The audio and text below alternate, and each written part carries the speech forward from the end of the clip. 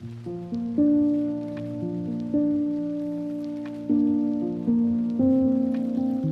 वालेकुम व्यूअर्स, कैसे हैं आप? उम्मीद करती हूँ खैरियत से होंगे। स्टडी विद बीआरडी में आप सबको खुश आमदीद। एमजीटी 503 की लेक्चर सीरीज़ का आज 14वां लेक्चर है, जिसमें हम उन ऑर्गेनाइजेशंस को देखेंगे जो ग्लोबल इन्वायरमेंट में ट्रेड कर रही हैं हमारी, ठीक है।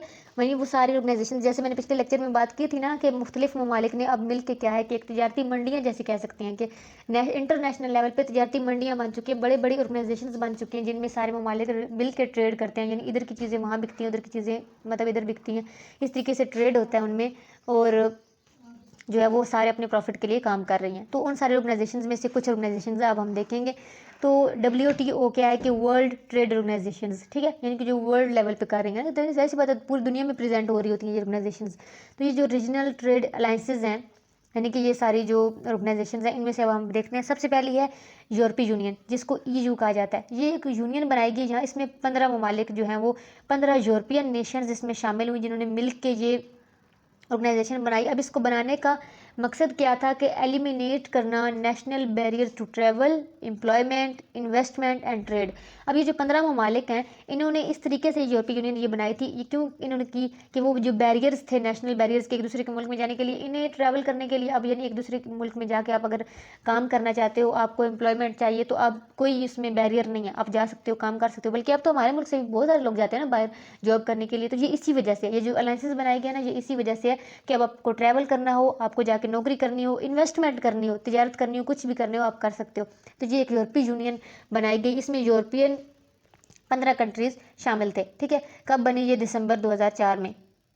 उसके बाद क्या है कि इसका जो प्राइमरी मोटिवेशन था जो इसको क्रिएट करने का, वो ये था कि मतलब इन सारी जो जितनी भी इसमें शामिल हो रही हैं नेशंस, जितने शामिल हो रही हैं, वो सारी जो है वो अपनी इंडस्ट्री को स्ट्रेंथ दे सकें, ठीक है। क्योंकि यूनाइटेड स्टेट और जापान के खिलाफ, यानी यूनाइटेड स्टेट और जापान क्योंकि इकट्ठे थे, तो इनके खिलाफ यानी ऐसी तजारती मंडी बनाई जाए कि जो मतलब जिनकी जो इकोनॉमिकली जो स्ट्रॉन्ग हो, ठीक है।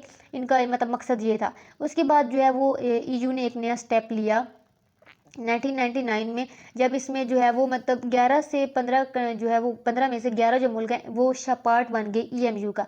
EMU क्या थी? Economic and monetary union. अब ये एक फॉर्मल नेम था उस सिस्टम का जो मतलब जहाँ पे पार्टिसिपेट करते हैं कंट्री सेम करेंसी के लिए, ठीक है। यानी कि इसमें, यानी कि इस जो ऐसी एक ऑर्गेनाइजेशन है कि इसमें अगर आपको पार्टिसिपेट करना है, यानी यहाँ से कोई चीज़ खरीदनी है या बेचनी है, तो आपकी करेंसी सेम होगी। अब इन सब की करेंसी क्या थी? यूरो। यानी कि 11 मुल्कों ने अपनी करेंसी सेम कर दी इस यूनियन में शामिल होके, और उन सब की करेंसी क्या थी? यूरो। अब यहाँ पे जो है जो ओरिजिनल यूरोपीय यूनियन कंसिस्ट, जिसमें 12 मुल्क शामिल थे, वो ये जिन्होंने मुल्क लिख दिए ये सारे शामिल थे, और इस तरीके से ये यूरोपीय यूनियन बनी। और आज भी ये बहुत मतलब जो है वो एक बड़े लेवल पे काम कर रही है, ठीक है। यानी कि जिसमें 15 मुल्क शामिल हैं, और इनमें से 11 मुल्क जो है बाद में वो EMU का हिस्सा भी बन गए, जिनमें यानी कि सेम करेंसी होती है। उसके बाद अगली जो हम अलायंस का बात करें तो वो है नेफ्टा। नेफ्टा क्या है? North American free trade agreement, ठीक है। ये 3 ममालिक के दरमियान था, मैक्सिको, कनाडा और USA। यानी इन तीनों ममालिक ने मिलके क्या किया था कि ये गवर्नमेंट्स ने मिलके कि वही कि फ्री ट्रेड का जो बैरियर है उसको हटाने के लिए, यानी कि अब ये जो है मिलके मतलब ट्रेड कर सकते हैं, यहाँ के लोग वहाँ जाके तजारत कर सकें, ट्रैवल कर सकते हैं, वो सारी चीज़ें, यानी उस बैरियर को ख़त्म करने के लिए इन तीनों ने मिलकर ये बनाई थी, और इसका नाम क्या रखा था? नेफ्टा। अब नेफ्टा जो है वो बनाई गई 1 जनवरी 1994 में। और जो नेफ्टा है इसकी मतलब इसमें क्रिटिक्स भी हैं और इसके चैम्पियंस भी हैं, मतलब दोनों तरीके से ये काम कर रही है। अब इसकी वजह से मतलब ये ममालिक करीब भी आई, और ये बहुत बड़ी मतलब ऑर्गेनाइजेशन है। उसके बाद क्या है? कोलंबिया, मैक्सिको और ये सारी चीज़ें भी बाद में इसका पार्ट बनती गई। उसके बाद वो कहते हैं कि एडिशनल 36 मतलब ममालिक ऐसे हैं, ठीक है, जैसे जिनमें जो है वो साउथ अमेरिका या सेंट्रल अमेरिका, यानी ये सारे जो हैं वो free trade of the Americas trade agreement यानी इसका हिस्सा है। यानी मतलब ये उसकी एक कह सकते हैं कि अंडर एक नेफ्टा के अंडर FTAA ऑर्गेनाइजेशन है, मौजूद है, यानी इसका हिस्सा है अब। तो इस तरीके से जो है मतलब इन्होंने ऐसा एक सिस्टम बना दिया कि इन्होंने एक मार्केट बना दी है जिसमें साउथर्न कॉमन मार्केट जिसे कहा जाता है, यानी इस तरीके से फ्री ट्रेड इनके दरमियान होता है। उसके बाद अगली है आसियान। आसियान में क्या है कि 10 एशियन नेशंस शामिल हैं जहाँ जो आपस में ट्रेड करती हैं, यानी एशिया के ममालिक, जिसमें पाकिस्तान भी शामिल है, ठीक है। ये एक आसियान एक मतलब ये ऑर्गेनाइजेशन क्यों बनाई गई थी? मतलब इसका ये कहना था कि फ्यूचर में ये सबसे ज़्यादा ग्रोथ करने वाली एक इकोनॉमिक रीजन होगी दुनिया का, मतलब इस पूरे रीजन को, यानी कि जो एशिया का रीजन है, इसको फास्ट ग्रोइंग इकोनॉमी बनाने के लिए ये बनाया गया था, ठीक है। और इसकी दूसरी अहमियत क्या है कि ये हिस्ट्रिकल और इकोनॉमिक इवेंट्स जो होते हैं इस रीजन के, वो Hong Kong from British rule to Chinese, मतलब कि 1 जुलाई 1997 को, मतलब क्योंकि ब्रिटिश रूल से हट के चाइनीज़ रूल में आ गई ये चीज़ें, तो मतलब ये सारी चीज़ें अब यहाँ पे क्योंकि एशियन ममालिक सारे शामिल हैं, तो ये इन सारे के हिस्ट्रिकल और इकोनॉमिक इवेंट्स भी सेम सेम होते हैं, तो इस वजह से भी यानी कि ये इनका मतलब समझ लो कि आप इनकी मतलब ज़्यादा इनकी कल्चर में डिफरेंस नहीं है बहुत ज़्यादा, इस वजह से भी ये 10 ममालिक जो है वो एक साथ अच्छे से चल सकते हैं। उसके बाद अगली जो है वो सार्क है। ये कॉरपोरेशन बनाई गई कि South Asian alliance for regional corporation, SAARC बनाई गई है। अब इसमें भी मुख्तलिफ ममालिक शामिल थे, जिनमें बांग्लादेश, भूटान, इंडिया, पाकिस्तान, नेपाल, श्रीलंका, यानी इस तरह के मुख्तलिफ ममालिक इसमें भी शामिल थे। और ये भी एक प्लेटफॉर्म है जहाँ पे जो है मिल के जो है, मतलब एक इनमें ट्रस्ट भी है, अंडरस्टैंडिंग है, फ्रेंडशिप की एक स्पिरिट मौजूद है। ये एक ऐसा प्लेटफॉर्म है जहाँ पे साउथ एशिया के सारे ममालिक मिल के, साउथ एशिया के लोग सारे मिल के जो है मतलब आपस में एक दूसरे से मतलब मिलते जुलते हैं, इकोनॉमी और सोशल डेवलपमेंट के लिए मतलब ये काम करते हैं, ठीक है। In 2005 Afghanistan became the 8th member of SAARC, Afghanistan को भी इसका मेंबर बना लिया गया था। उसके बाद अगली ऑर्गेनाइजेशन है वर्ल्ड ट्रेड ऑर्गेनाइजेशन, WTO। ये एक मतलब ये ऑर्गेनाइजेशन जो है रूल्स और रेगुलेशंस बनाती है।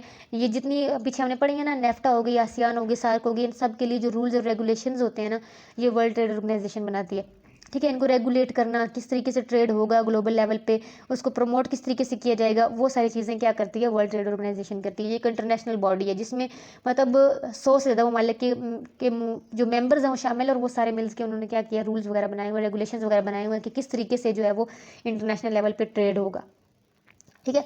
उसके बाद अगली चीज़ जो है वो, ये सारे क्वेश्चन इसी में से हैं। उसके बाद अगली चीज़ है प्लानिंग। कहते हैं कि प्लानिंग जो है वो चारों फंक्शन में, मैनेजमेंट के जो चारों फंक्शंस होते हैं उन सब में मैनेजमेंट ज़रूरी होती है। कहते हैं प्लानिंग क्यों ज़रूरी है, एक मैनेजर क्यों प्लान करता है, मैनेजमेंट के हम जो है वो पर्पज़ देख लेते हैं। सबसे पहला है कि planning is important and serves many significant purposes, कि प्लानिंग इम्पोर्टेंट है, बहुत अहम चीज़ है, और ये इसकी वजह से और बहुत सारे पर्पजेज़ जो है वो उनको सर्व किया जा सकता है। यानी प्लानिंग करेंगे तो हमारे डिसीजन, यानी हमारी हर चीज़ में प्लानिंग होती है, डिसीजन करने में प्लानिंग होती है, हमारी कंट्रोलिंग में भी प्लानिंग होती है, हर चीज़ में, यानी कि प्लानिंग करने से हम और बहुत सारे मकासद हमारे पूरे हो सकते हैं। Planning gives direction to the organisation, planning से एक ऑर्गेनाइजेशन को डायरेक्शन मिल जाती है। जब आपने प्लानिंग किया कि मैंने अच्छा ये काम इस तरीके से करना है, तो पता चल गया कि अगले दिनों में ऑर्गेनाइजेशन ने किस लेवल पर चलना है, ठीक है, एक डायरेक्शन मिल जाती है। उसके बाद है planning reduces the impacts of change. जब आपने प्लान किया होता है एक चीज़ कि मैंने ये काम इस तरीके से लेके चलना है, तो फिर आपके माहौल में ये थोड़े बहुत चेंजेस आते भी रहे तो वो उससे ज़रा कम ही असरअंदाज होती है, क्योंकि उसे पता है कि मेरा ये प्लान है, ये मेरा पाथ है, मैंने इस पे चलना है, ठीक है। उसके बाद planning establishes the coordinated effort. जब आपने प्लान किया होता है तो उसकी वजह से पता होता है कि इतने लोगों ने मिल के काम करना है, ये काम इतने लोगों ने करना है, ये काम इतने लोगों ने, तो प्लानिंग की वजह से क्या है कि एक काम में जो एफर्ट होती है वो कोऑर्डिनेट हो जाती है, सारे मिल के काम कर रहे होते हैं क्योंकि आपने प्लान किया हुआ है कि ये इस तरीके से ही होना है। उसके बाद प्लानिंग की वजह से अनसर्टेनिटी कम होती है, सबको मतलब एक यकीनी सूरत होती है ना, सबको ये नहीं होता कि आज जाके अच्छा मैंने आज क्या करना था, नहीं, सबको पता है कि ये मेरा प्लान है, ये मुझे वर्क दिया गया है, ये मेरा टारगेट है, मैंने इसको अचीव करना है, तो अनसर्टेनिटी की सिचुएशन नहीं होती। उसके बाद planning reduces overlapping and wasteful activities. वही बात कि जब किसी को नहीं पता होगा तब ओवरलैप होगा ना, जब सबको पता है कि मैं इतने बजे आया हूँ, मेरा ये काम है, मैंने ये करना है, तो ओवरलैप नहीं होगा, वेस्टफुल एक्टिविटीज़ नहीं होगी, कोई इधर नहीं फिर होगा, कोई इधर नहीं फिर होगा। प्लानिंग की वजह से एक वो क्या कहते हैं डिसिप्लिन क्रिएट होता है, सबको अपना काम पता है, सबको अपनी एक्टिविटीज़ पता है, सबको अपना टारगेट पता है, सब उसके हिसाब से चल रहे होंगे, तो वो एक डिसिप्लिन वाली सिचुएशन चलेगी, ओवरलैपिंग नहीं होगी, वेस्टफुल एक्टिविटीज़ नहीं हो रही होंगी। उसके बाद the planning establishes objectives and standards that are used in controlling, कि जब आप प्लान करते हो तो आपकी जाहिर सी बात अपने ऑब्जेक्टिव्स, अपने मकासद, आपके टारगेट्स, स्टैंडर्ड्स सेट हो गए हैं, तो उससे क्या होगा कि आप एक कंट्रोल जो है वो एक कंट्रोल का माहौल क्रिएट कर सकते हो। जैसे बात आपने प्लान सेट कर दिया, आपने सबको ड्यूटीज़ दे दी हैं, तो जब वो सब अपना अपना काम कर रहे हैं तो कंट्रोल आपके हाथ में, आप मॉनिटर कर सकते हो कि मैंने आपको ये ड्यूटी दी थी, आपने ये किया या नहीं, यानी कि प्लानिंग की वजह से एक स्टैंडर्ड क्रिएट हो जाता है जिसकी वजह से कंट्रोलिंग आसान हो जाती है, ठीक है। तो प्लानिंग है क्या, कि प्लानिंग का मतलब है कि ऑर्गेनाइजेशन का गोल या उसकी ओवरऑल स्ट्रेटजीज जिनको हमने अचीव करना है या उसके जितने प्लान्स बनाने हैं उन सबको इंटीग्रेट करना, कोऑर्डिनेट करना ऑर्गेनाइजेशन के काम के साथ, अपने जितने भी प्लान्स हैं, अपने जितनी भी ओवरऑल स्ट्रेटजीज हैं, उन सबको अपने ऑर्गेनाइजेशन के डेली वर्क के साथ कोऑर्डिनेट करना कि मेरे वो प्लान को अचीव करने के लिए मुझे डेली बेस पे कितना काम करना पड़ेगा। यानी कि अगर मुझे 10 दिन में 50 सूट बना के देने हैं तो मुझे डिवाइड करना है, इंटीग्रेट करना है चीज़ों को कि मुझे एक दिन में कितना काम लेना है अपने वर्कर्स से। तो ये क्या है प्लानिंग, कि प्लान करना अपनी ओवरऑल स्ट्रेटजीज़ को, अपने गोल्स के लिए, अपने ऑर्गेनाइजेशन के जो डेली वर्क है उसको, इन दोनों चीज़ों को कोऑर्डिनेट करना, सेट बनाना प्लान का, ठीक है। ये सारी क्या है, प्लानिंग। तो प्लानिंग क्या है कि समझ लें कि एक एडवांस डिसीजन मेकिंग है मैनेजर की तरफ से, यानी कि ये भी एक डिसीजन ही होता है ना प्लानिंग भी, कि आपने प्लान किया कि ये काम इस तरीके से होगा, मतलब आपने डिसीजन ले लिया, यानी कि ये एक एडवांस डिसीजन मेकिंग है मैनेजर की तरफ से। यानी दिमाग में ये चीज़ रखते हुए कि ये डिसीजन मेकिंग और डिसीजन टेकिंग को ध्यान में रखा जाए। डिसीजन मेकिंग और डिसीजन टेकिंग का फ़र्क क्या है, ये हम नेक्स्ट लेक्चर में पढ़ेंगे, क्योंकि यही हमारा टॉपिक होगा। आई होप कि आज की आपको टॉपिक समझ में आ गए होंगे। कोई भी अगर कन्फ्यूजन हो तो आप मुझसे कमेंट बॉक्स में पूछ सकते हैं। इसके अलावा मेरे व्हाट्सएप ग्रुप्स मौजूद हैं, आप उनको ज्वाइन करें, वहाँ पे भी पूछ सकते हैं। वीडियो अच्छी लगी है तो वीडियो को लाइक करें, शेयर करें, चैनल को मस्ट सब्सक्राइब करें। वो सारे स्टूडेंट्स जो मेरे लेक्चर्स ले रहे हैं लेकिन अभी तक चैनल को सब्सक्राइब नहीं किया, तो ये बहुत बुरी बात है। आपका सब्सक्रिप्शन, आपका कॉमेंट्स, आपका लाइक और शेयर, ये सारी चीज़ें हमारे लिए बूस्टर शॉट होती हैं। इससे हमें पता चल रहा होता है, हमें एक रिस्पॉन्स मिल रहा होता है कि हाँ मुझे ये काम मजीद करना है, ठीक है। तो प्लीज़ हमें भी जो है वो थोड़ा सा इंकरेज करते रहा करें अपने रिस्पॉन्स से। तो सब्सक्राइब करें चैनल को, शेयर करें, लाइक करें वीडियोज़ को, ताकि हमें रिस्पॉन्स मिलता रहे और हमें पता हो कि हमें मजीद ये काम करना है या नहीं करना। दुआ में याद रखिएगा। अगली वीडियो तक के लिए अल्लाह हाफिज़।